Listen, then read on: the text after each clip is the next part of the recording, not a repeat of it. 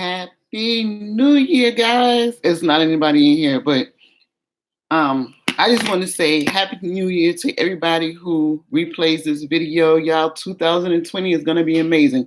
I wanted to come alive real quick because I looked at my previous live and I was like, there's some things I probably need to clarify. What's going on, guys? There was probably some things I wanted to clarify some things that I said in my previous live. I'm actually waiting for my daughter to get here. We're going to go hang out downtown. What's up, Sarah, baby? How you doing, girl? We're going to hang out downtown, but there were some things in my previous live that I wanted to clarify.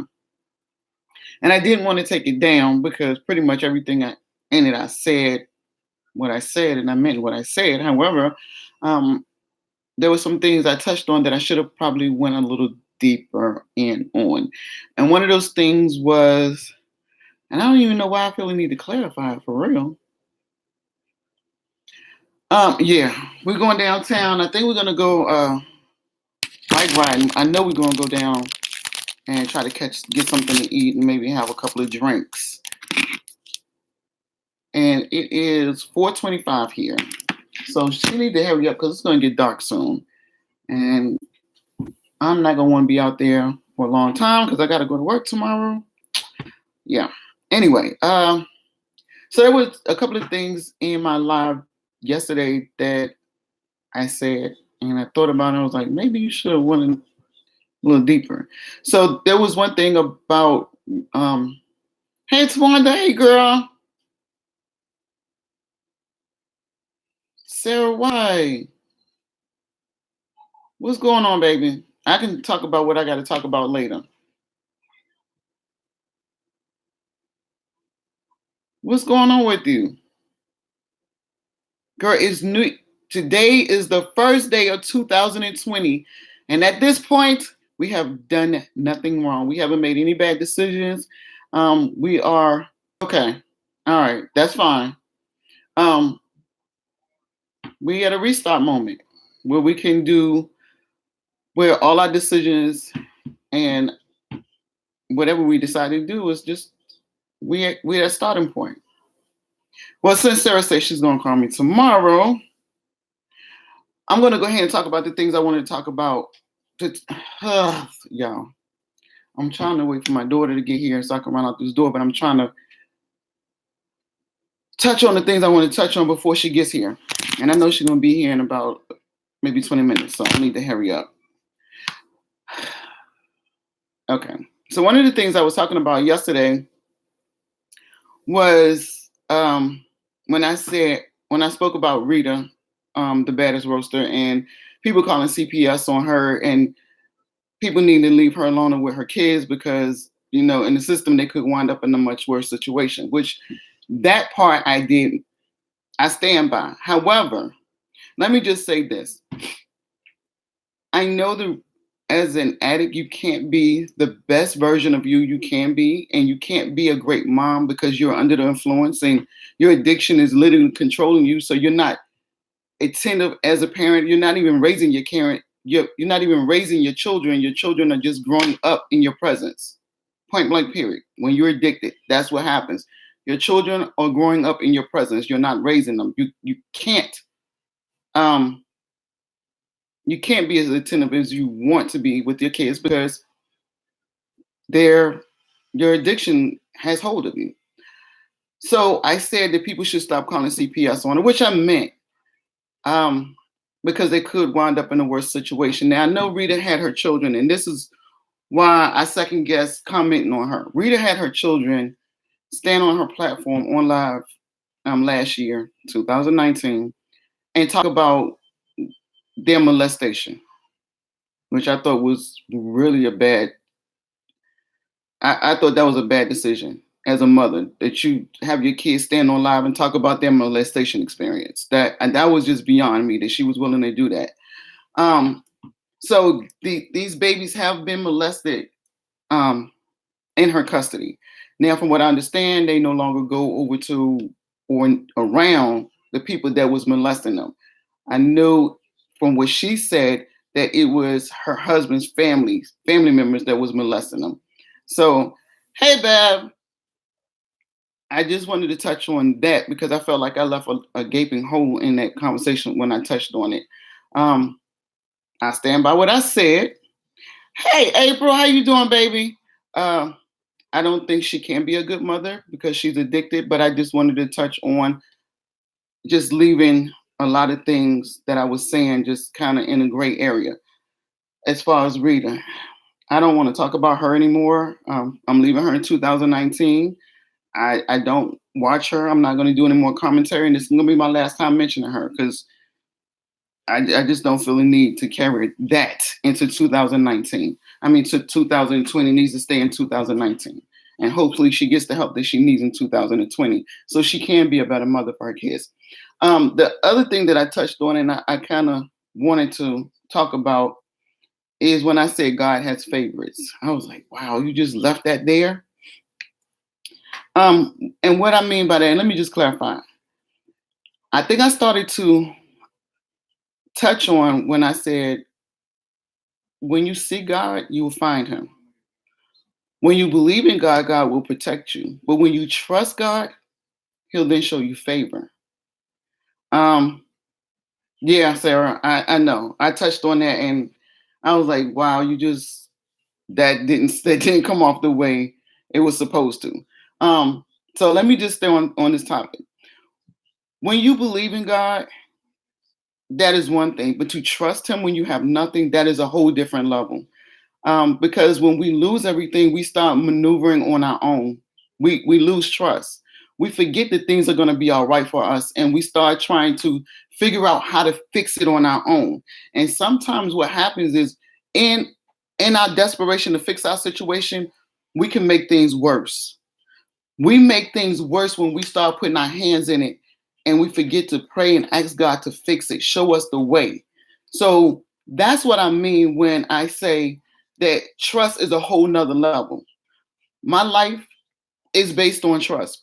Point blank, period. I came to California. I wound up sleeping in a car. I didn't have a doubt that I was going to be okay. I didn't turn around. I didn't second guess my trip across country. I was like, God gonna make this okay. He told me to come.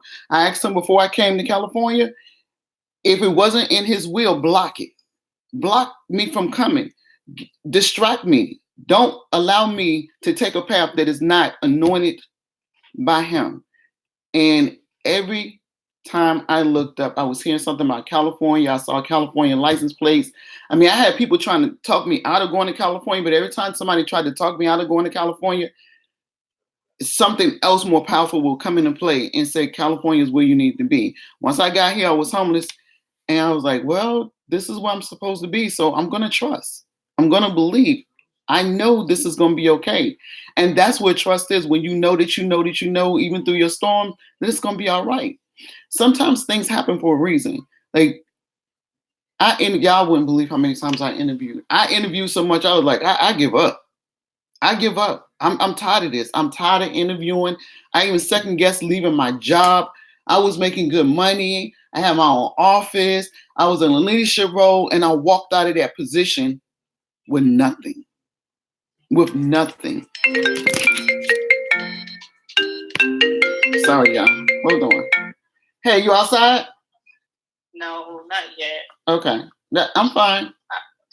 I had called to see if you still wanted to go downtown or if you wanted to go somewhere else. We could do whatever. My trainers just left him to get the baby because you know the baby stays tonight, tomorrow, and Friday. Oh, yeah. So we can call him and tell him whatever you want to do. If you want to go to the movies, you want to go out, just go get a quick bite, whatever you want to do. But I am going to tell you something. I use my inexpensive makeup now. I use my the stuff. I put on Lancome and I use Fenty. So this ain't no cover girl. So it's getting out this house. I'm just going to let you know. It's getting out this house? Yeah, I got to go out the house. I can't sit in here. I just put my makeup on. I hear that. Okay. And I feel the same way. I just use a bunch of MAC products. Okay, then. All right, just letting you know. Okay. I'll be here when you get here. I'm on my way right now. Okay, I'm ready to walk out the door. Okay, I'll call you when I'm outside. Okay, bye. God thought she was flaking on me. Anyway, what I was getting ready to say, so I came over here and things went crazy. Yeah. Oh, let me just back up. When I first got here, I got a job in 3 months. I had been looking for a while in Charlotte, but I got over here and got a job in 3 months. When I left that job, at first I was like, this was the best decision for me. That job was stressing me out so bad it was manifesting physically. I went into the hospital. They wasn't gonna let me out. My blood pressure was over 200, 220. It was becoming bad. I was getting migraines. I don't get headaches and I don't get sick. I was getting migraines. Towards the end, I started having anxiety attacks, and I'm like, well, what the heck is this? I was going to EPA, which is the employment program that they have where you go get counseling. So it had gotten bad. Like I literally was like, I just want to fight. That was the lowest version of me. I was just like, you know what? These people not getting. I just want to fight. I just want to slap my supervisor. I just want to fight. I got tired of sitting in my office and crying. I got tired of sitting in my office and pacing. I got tired of wondering why things were going wrong. And I sat in my office and I said, God, please help me out of this situation. I said, you gave me this job and I don't want to just be ungrateful for your blessings. But see, this is the thing. When God bless us, it may be for a season. He didn't root me there. He placed me there so I can have a source. Because God is my resource. Like I don't have any unemployment. Yeah, I get my first paycheck Friday. But anyway, I didn't have any unemployment. My unemployment ran out at the beginning of the year. I didn't have any income coming in, but I didn't miss a meal. I didn't always eat what I wanted to eat, but I ate. Y'all see, I was staying with my daughter. Now I'm staying with my son because I wanted my daughter to move into her own place and have some time for herself because we were always there. My son has my grandbaby, so I moved in here. Hey, April, I moved in here so I could help my son with his baby, so he wouldn't have to resort to getting daycare. But now I'm working, so we're gonna have to maneuver around that. But his job is pretty flexible with his schedule. I'm going off on a tangent. Back on track. So again, I sat in the office and I kept praying. I said, God, show me the way. Show me the way. I need to understand what's going on. And the more I tried to stay, y'all, the worse things got. The more I tried to stay and put up with the shenanigans, the worse things got. And I never forget, I was standing in my office and I was working on some project. I don't know. I was working on something. And I heard God is not the author of chaos or confusion. I was like, it's time for me to go. It's time for me to go. But I didn't want to leave because I didn't have a job. I'm like, how do you leave a job and you leave it without a job? I did everything in my power to find a way to find a job. I was like, I need to find a job. Hey, little Pass, hi, baby. Thank you. Makeup enthusiast here. I'm not an expert at by no means. It's trial and error. But anyway, I sat there and I was like, you gotta go. It's only gonna get worse. My supervisor wound up lying to put me on a final so she could figure out how to fire me. Now this is all documented. I vlogged all of this stuff. I read the email online and everything. And I never forget when she did it and I was sitting in HR and I kept saying, y'all, she lying. Nobody would believe me. And I'm sitting there, I felt helpless. It was like I was stripped of everything. Nobody would listen to me. She had been in the organization 35 years. And I'm sitting there like, wow, she literally set me up to fire me. And I remember when I first started with her, the department was in like a transitional phase. It was chaotic. It was a hostile environment. And I never forget one time we were talking in a one-on-one meeting and she said, sometimes I feel the need to trick people so I can fire them. And I was like, did she just say that? Why would she say that? So I was like, okay, all right, we're not going to do that. I don't, that's unethical. I didn't say anything to her. I just kind of let it go. So when she lied to put me on the final, thanks, Sarah. I don't know what that person said, but thank you. You got my back, baby. Sarah. Okay. What in the world is going on? I'll view the message later. Um, so when she said that and lied to put me on the fine, I was like, okay, that came rushing back. Like, okay, so you feel like you got to trick me so you can fire me. And it was crazy that she did that. Again, at that point, things just kept getting worse. So I wound up resigning. I'm out here with no job, no income, and all I have is faith. All I have is faith in I interviewed, and even a couple of times I filmed myself interviewing, doing phone interviews, and nothing panned out. And I was like, okay, God, I know there's something that I need to learn, something I need to fix. What is it? I'm in a transitional state, and it's something I'm not understanding. I need to understand what's going on so I can do better. I am just getting a job, but there was so many things about myself that I learned that I didn't even know. One, I'm stronger than I thought I was. I thought I was a strong person, but going through stuff like that weakens you. And I realized I'm stronger than what I thought I was. When God shuts a door, sometimes you need to sit down and rest, especially when you go through something so traumatic or traumatizing or whatever. My experience. So, I know those are very powerful words, but it was very traumatizing to me to want to slap somebody and go in the office and say, nope, you can't do that. Because I was constantly talking myself down, which let me know that I shouldn't have been in that environment anyway. But faith is really powerful if you can manage it, if you can manage to truly have it. It's just letting things be what they are and not fighting against the grain. There were times I sat in here and I wondered why. Why was I put in that position? But why not? Why not? Her behavior towards me wasn't personal. That's just who her character was.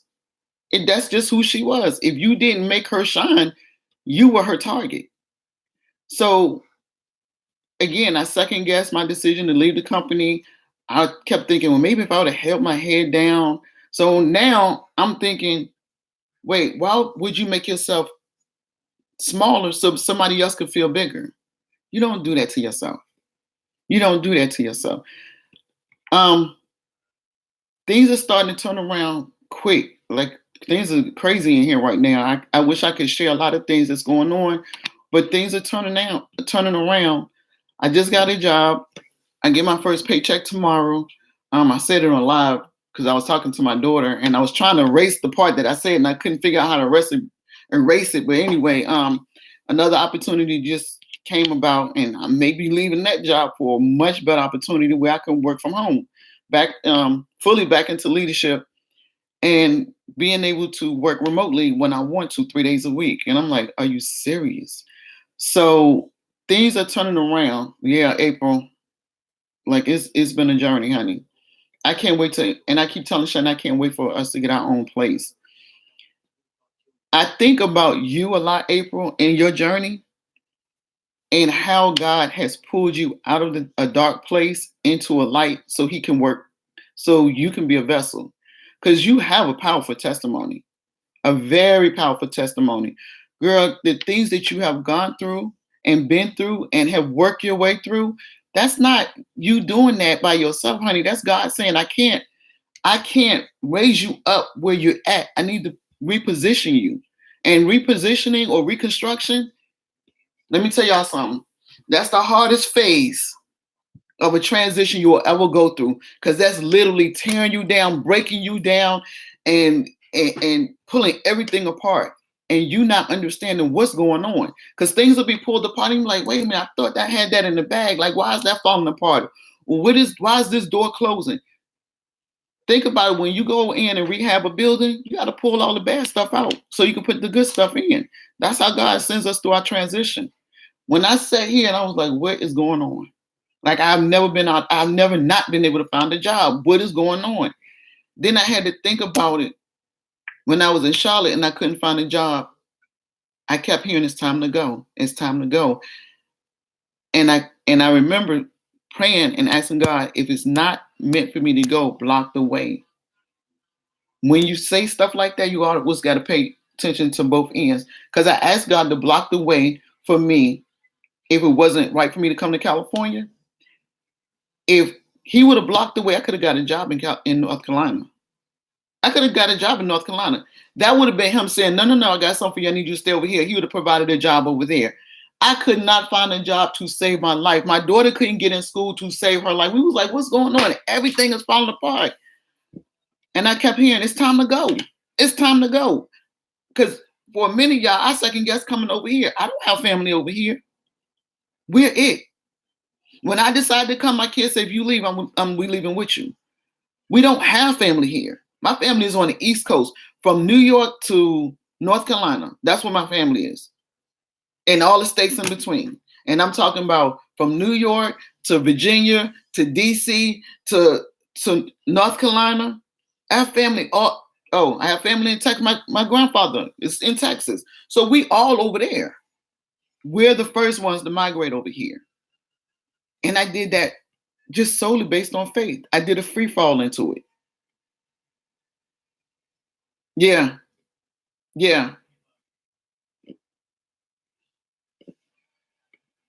And then, that's the hard part. When you're so used to working and now you can't do anything.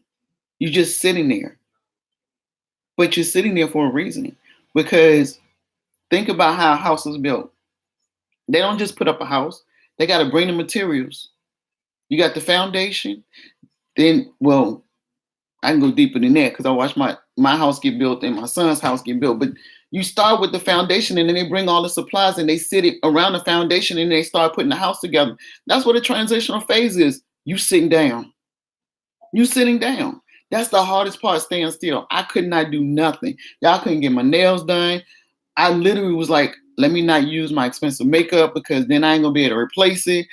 Shane got laid off shortly after I quit. I was like, oh, what the hell is going on? But I understand now that as a couple that worked and he traveled, our communication was so off. Not only our communication was off, we as a couple were off. We were not truly in tune because we were so used to doing our own thing. All I had to do was say, babe, I need $300. He'll say, okay, I'm gonna wire it to you. That's our conversation and our relationship. He come into town from traveling. He stay here for a month, then he be gone. It was like I was living by myself. So we truly had disconnected. We didn't grow apart, but we wasn't the couple that God would have us to be. So there was a lot of things God was like, I got to fix this. You guys are going to be together, stay together. This has to be fixed. Because I had become comfortable with him being gone. Hey, I just paid this bill. Send me $300. I'm broke. Okay, here you go. I had become comfortable. And that's not what God would have us be. He wanted us together, but we was good doing what we was doing. Shane let me tell you how long we stayed apart at one point. Shane is a lifetime member with the Marriott brand, a lifetime platinum member with the Marriott brand. 1 year, Shane stayed in the Marriott 285 days. Y'all, how many days is it in a year? He stayed in a hotel 285 of those days. We went to the Ritz-Carlton. I filmed that too.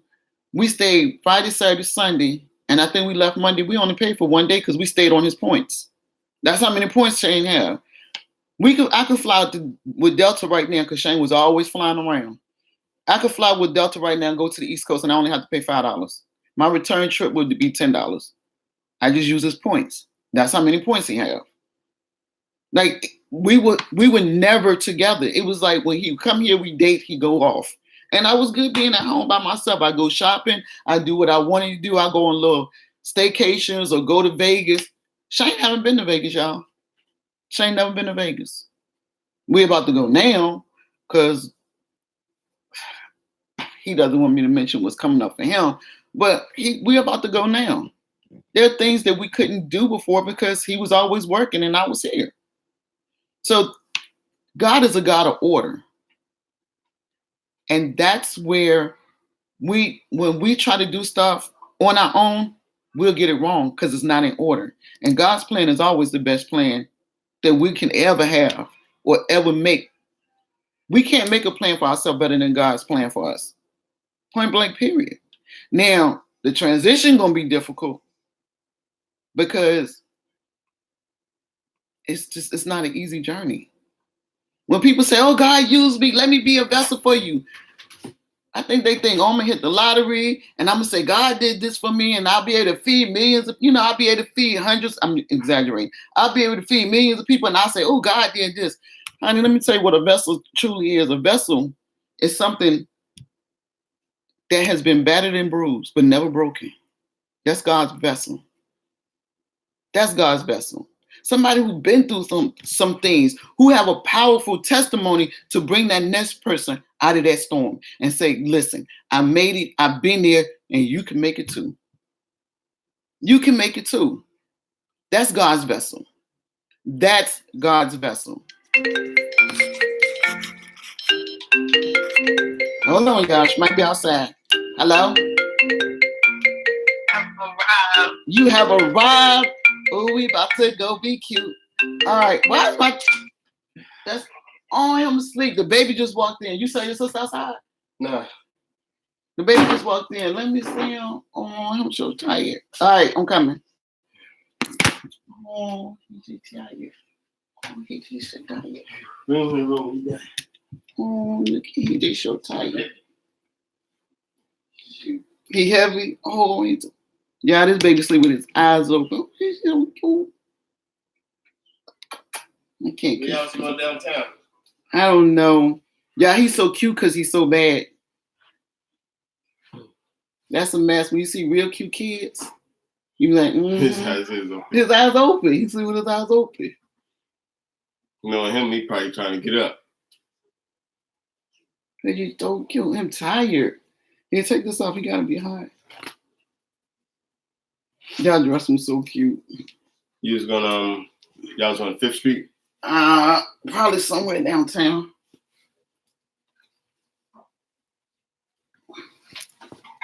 I'm gonna let him. Yeah, let him sleep because he gonna wake up and become a cranky monster. If you don't, here you go. Oh yeah, he done. Wait, he look like a little drunk man. He opened his eyes. He gone. He closed. But y'all, that's what I really wanted to touch on, because when I said God has favorites, I was like, ooh, wait, I think I misspoke. What I meant was there's different levels. People seek God, then they believe in him, and then they can trust him. But the trust part, that's real hard because it comes with a lie. It comes with a lie. It's trusting when you have nothing. It's easy to believe God when your refrigerator is full and you got a job that's paying you well, you driving a nice car and you got a nice house. Can you trust him when you have nothing? Can you trust him when everything that you had is now gone? That's what I meant. God does show favor. He does. If I didn't believe he did, I would have gone crazy with the things I saw.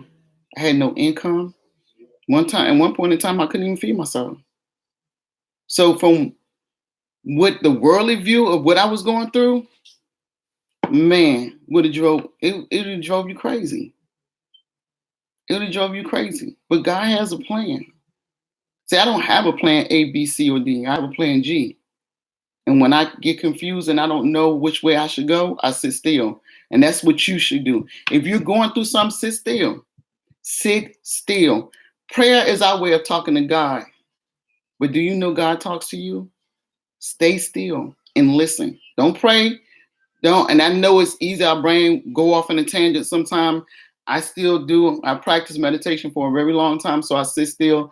And I used to count from 10 to 9. Then I used to hum, trying to quiet my mind down so I could listen to my angels and God. But trust and believe he will talk to you. Ask him to show you in a way that you will understand, and then you'll get it. You'll get it. You can even ask your angels, speak to me in a way that speak to me in a language that I'll understand. And they'll start showing you the way. But faith is not. What did it say? You just have faith of a mustard seed? Do y'all know how hard it is to have faith of a mustard seed? Easier said than done. Easier said than done. People kill me saying, "Oh, I have faith." Yeah, your refrigerator full. Easy to have faith when you can go in the refrigerator. What about when you can't? What about when you're going through a storm? Do you still have faith, or are you trying to fix it yourself? So that's what I meant yesterday. I wanted to touch on those two things because I've always said if I don't have anything, I have faith. And my prayer, wow, I'm just thinking about it. It has manifested. Good God Almighty. My prayer, y'all, oh my God. Okay, my prayer, oh Lord Jesus. My prayer for myself is, my personal prayer is, God allow me to be a stronger, better person today than I was yesterday. And allow me to be a stronger, better person tomorrow than I am today. Y'all I just realized by me sitting here not having a job, I just said I was a stronger person than I even realized. Good God Almighty. Lord have mercy. Yeah, I got to get out of here. Oh my God. Oh Jesus Christ. Come on now. Ooh, Lord, prayer works. I got to go, y'all. I'm getting ready to mess up my makeup. I will talk to y'all later. My daughter's sitting outside. I just had a revelation and this heifer calling me back. I got to go, y'all. I'll talk to y'all later. Bye, guys.